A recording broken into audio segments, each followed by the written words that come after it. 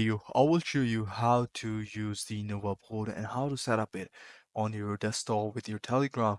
For that, the process is very simple. Make sure you have a desktop Telegram application, which is this one over here, and you must have a stable internet connection, as I have right now. And you guys must know you have to access the Nova Trading Nova board link that is in the description below, so you guys can check it out. So all you have to do is to click on start board button, and once you do that, it will ask you to open up the Telegram desktop application. Simply go ahead and click on that, and now you will see this interface, and underneath at the bottom you will see the start button. Simply go ahead and click on start, and it will start it.